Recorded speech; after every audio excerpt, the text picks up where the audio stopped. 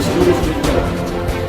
Kisah yang sama mungkin juga terjadi di kabupaten-kabupaten yang lain, namun belum terungkap.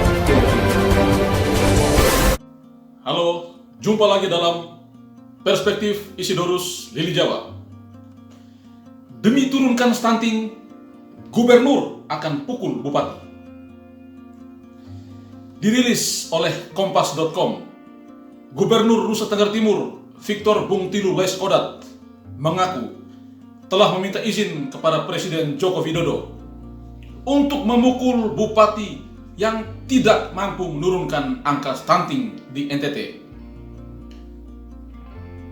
Terhadap informasi ini, saya melihat ini adalah bentuk keseriusan seorang gubernur dalam menurunkan angka stunting di Nusa Tenggara Timur. Betapa tidak, NTT saat ini selain dikenal karena sebagai provinsi termiskin di Republik ini, tetapi juga terkenal karena menjadi provinsi dengan tingkat stunting yang tertinggi se-Republik Indonesia. Tentu, gubernur malu dengan kondisi ini. Saya juga malu, dan saya yakin masyarakat NTT pasti malu juga. Nah, apa sih stunting itu?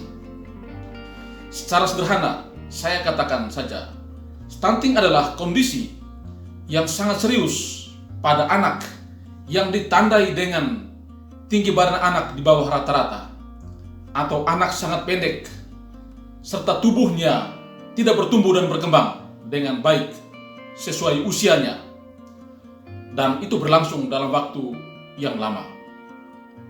Penyebabnya adalah karena sang ibu tidak memiliki akses terhadap makanan sehat dan bergizi, sehingga menyebabkan sang buah hati turut kekurangan nutrisi.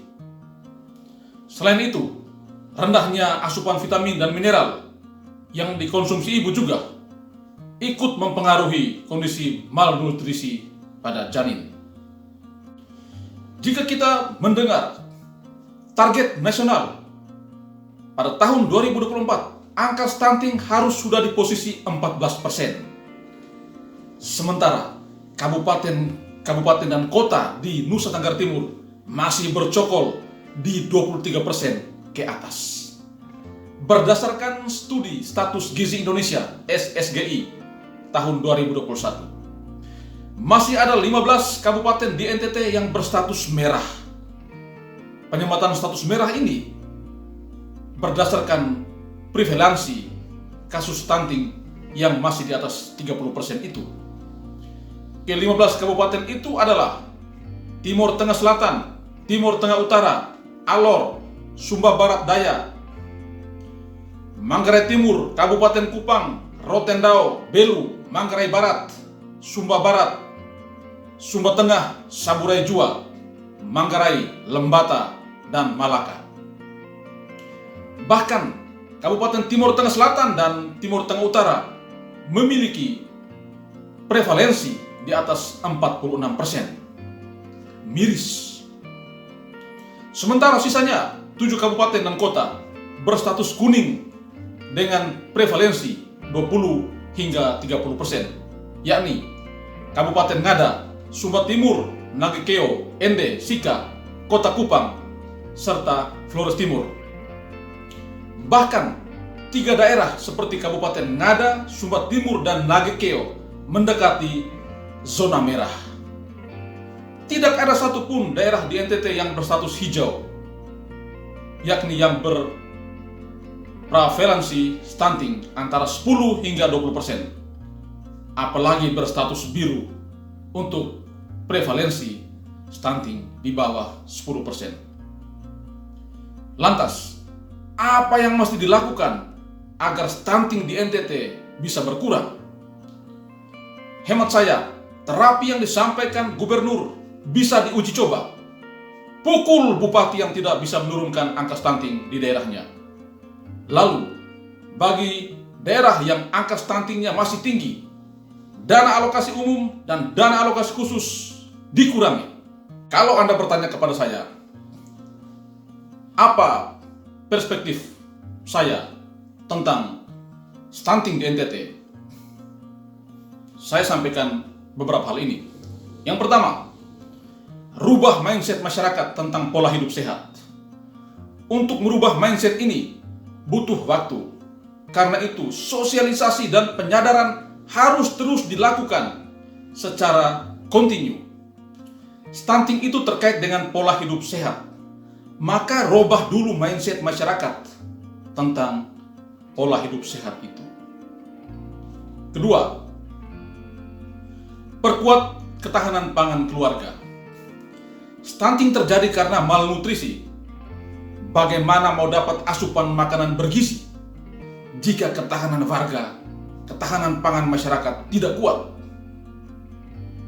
Ketiga, jadikan stunting itu sebagai program pemberdayaan, bukan program tipu daya. Kalau pemberdayaan, maka warga harus jadi subjek, bukan objek. Hasil akhir program pemberdayaan, warga mesti berdaya dan stunting harus menurun. Bukan sebaliknya, pengelola program menjadi kaya dan stunting status quo. Keempat, jangan jadikan stunting ini sebagai proyek. Dana stunting yang besar sebaiknya langsung dirasakan manfaatnya oleh masyarakat melalui berbagai program nyata, baik melalui sosialisasi, penguatan pangan keluarga, pendampingan hingga penyadaran. Jangan sampai stunting yang banyak terjadi di desa-desa itu, tetapi para pengelola sibuk meeting dari hotel ke hotel, jalan dari kota ke kota hanya untuk bahas stunting. Anggaran stunting dipakai untuk omong-omong dan jalan-jalan. Lalu kapan anggaran itu bisa secepatnya menyasar ke rakyat? Kelima, stunting tidak bisa diurus hanya oleh satu instansi atau organisasi. Stunting itu cross-cutting issue, harus dikeroyok oleh berbagai elemen, harus diberangus oleh berbagai OPD, dengan dinas kesehatan sebagai leading sektornya. Anda bisa bayangkan bagaimana jadinya jika dinas kesehatan terabaikan dalam urusan stunting. Sungguh terleleh. Tahun 2004 sudah di depan mata. Tahun di mana target stunting nasional harus 14%. Mampukah Provinsi Nusa Tenggara Timur menurunkan stunting hingga 14% di tahun 2024 itu?